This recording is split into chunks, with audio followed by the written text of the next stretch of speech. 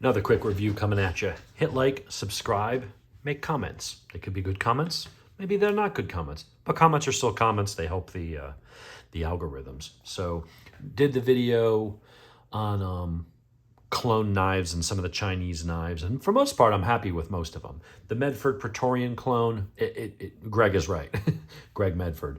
It's not a great knife, but the real one, I think I'm probably going to go and get based on the size and being able to use that $30 clone as a way to test it out and see if I even like it, rather than spend $450 on a knife and figure out that I don't like it. But here's a knife that is not a clone, and it's from an actual good company. Kizer makes really good value knives. They have really good designs. They don't. I haven't seen them. Maybe they did at one point, but they don't. I don't see them cloning any knives. They're a legit knife maker made by knife enthusiasts. It is in China, but they make good stuff with good materials, and they have some designers in-house, and they also partner with some other well-known designers, and they're making cool stuff. So this one, I had a Kizer Sheepdog for a while, had the XL and some other ones, and the handles just never fit my hand as well. So when I saw this one, I decided to go for it. So this knife is 69 bucks. I'll put a link for it in the description. Comes with a little guide and I don't know, some kind of stuff, and a microfiber. But it's actually like nice packaging. It's put together very well. They send some extra screws. So I guess if you lose or strip some screws, are you doing something? Or I'm not sure. Maybe if you want to move that pocket clip to the other side, although you would just use those screws. So I'm not sure. I also noticed that there's 3 screw holes here. So I'm wondering if that means that you could make that a deep carry pocket clip, because there's only 2 screws being used in there. So maybe I could take those screws out and move them up one and make it a deeper carry by having that clip protrude just a little bit up there. I don't know. Let's get into the specs of the knife. That is, wow, that is a lightning fast opening knife. Ooh. So this is on caged ball bearings. It is 154 cm steel. Really cool textured micarta handle. Black stainless steel liners. Detent is pretty good. Lockup, let's see. Let's first look at blade centering. Perfect. Just wicked fast opening. It is a 154 cm blade. It is 3.4 inches. It is 8 inches overall. And the knife weighs, I think it was like 4.3 ounces, according to the spec sheet. It does not have a finger choil, but it has some interesting jimping. It's very small, but it's not abrasive, but it's got good texture. It's got good traction. It's nice. It doesn't chew up your thumb. And then it does have down here some traction as well. So while it's not a finger choil, you can choke up on it, and it kind of keeps your finger there and keeps it from slipping. So very nice little sharpening choil. Really high flat grind. Seems very sharp. Let's grab our official. Oh yeah, effortless. Glides right through. You get a little curly cue going. I mean, that is really sharp. Push test, effortless. That is a very, very sharp out of the box knife. You just touch it. That is like a freaking razor. Very nice. Very good job for a factory edge. Really like the finish. What I like about this better than the Sheepdog, the Sheepdog had a taller blade. I like this sheepfoot type blade. It's a little more pointy. It's a little more stabby. It's got nice belly to it. So this would be great for push cuts, great for slicing. The blade stock, I don't see that listed here on the, well, not on the Amazon site anyway, but pretty good blade stock. No wobble, no wiggle, nice and stout. That thing just flies open and you can just see, I mean, it just falls shut. Really nice bearings. Just give it a little thing and boop, let gravity do the rest. So very nice. I like the micarta. It's a neat kind of honeycomb pattern with the blue, and then that black looks nice. That's a really nice knife. It is tip up only, if that matters to you. Let's see, what else is there to say? You do have a hole. I like what they've done here for like a lanyard hole. it's there, it's out of the way. To me, it doesn't look bad. I like that a lot, rather than having something protrude. As far as hot spots, nothing. If you look at it from this angle, you'll see that it doesn't stick out. Tension, not overly strong, but good. I don't like them too strong. I tend to bend them a little bit just to make them not rip on my pockets so much. So that's about where, when I would soften mine a little bit, that's about where I would soften it to. So out of the box, I don't think I'm going to need to play with that. The standoffs are black. I don't know if that's a T6, what it is, but it does come with spares, so which is kind of cool. I am really curious about that. I don't know why.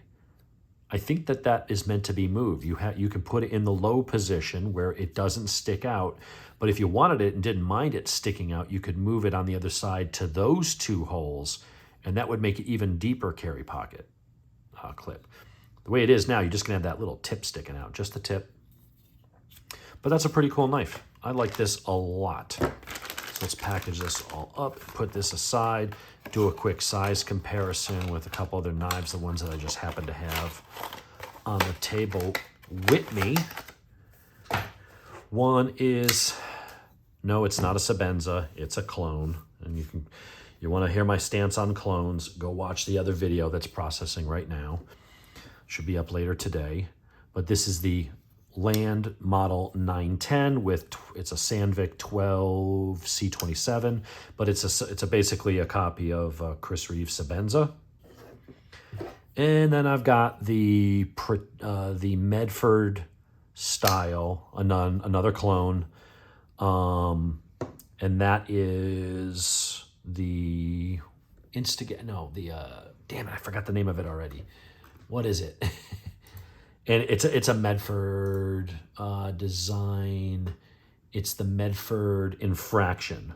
So that's that particular clone. And actually, this one is loosened up just a little bit. I've been playing with it. That one has ball bearing pivots and really nice action too. I'm just not a fan of front flippers. I like being able to just grab it and not have to hold it any particular way and just flick it and it goes. As opposed to here, it's like, well, my hand's covering it, so you got to kind of grip it a certain way. And hook it just right and give it a flick. And if your hand isn't in the right position, yeah, I guess you gotta flick it up higher. Yeah, I'm not great at the front flick. Sometimes I get it right and sometimes I don't. But just for the size comparison, it's right in there. It's gonna be just a scooch smaller than a PM2. I do have one of those, I just don't happen to have it here with me. But that is the Kizer Towser K, 154 cm. Just unbelievably sweet action. Really just fits your hand. I mean, it follows the form of your hand. It just lays right in there. No hot spots. You could really get in there and do some slicing and work. It's still pointy for stabbing. This is a wicked little knife. The detent is decent. Can I flick it without it? Yep, if you want to flick it hard enough. But you can open it just by that. Pretty simple. I haven't tried a reverse, spidey flick thing because I'm just not a fan of it and I'm not very good at it. But anyway, there you go. I like this a lot.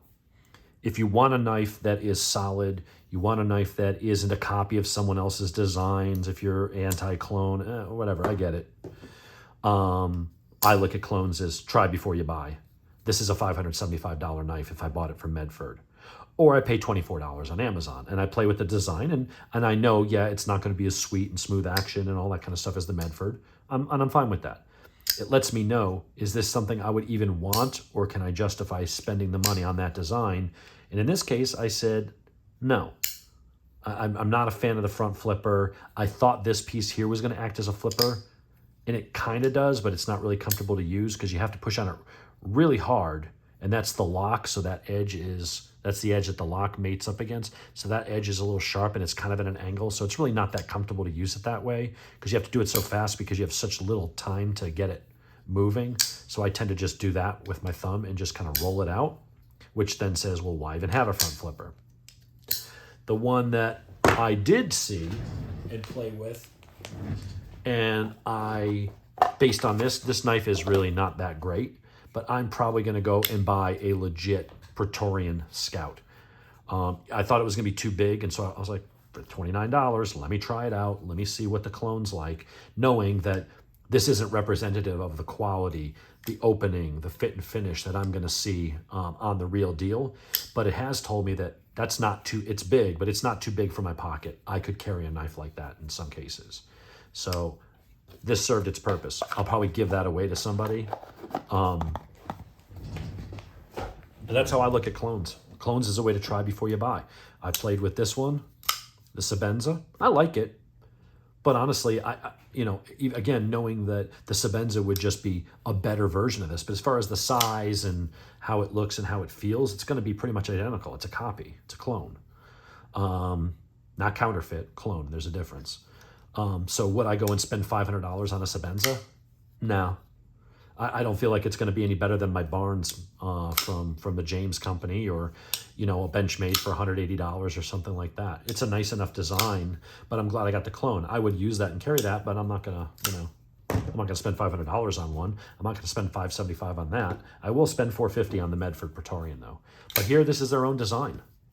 Kizer partners with their own, they've got their own in-house designers, and they partner with some others, and they make their own stuff. So they are their own legit knife company. And this thing is, if you like the sheepdog, but you'd found that maybe the grip, you know, the blade was massive, but the handle was just a little small, little thin, didn't fit your hand as well, felt like it was a little too narrow and kind of wanted to roll in your hand when you're using it, then look at the Towser K. Brings the blade down, a little more balanced, brings the size of the handle up. Nice arc, nice flow, very organic, also very ergonomic. This is going to make it heavily into my rotation. And when you throw in 154 steel, when you throw in that kind of sweet ball bearing action, what's not to like? Anyway, hope you enjoyed. Tell your friends, and if you want to check it out, I'll put a link in the description if you want to buy one.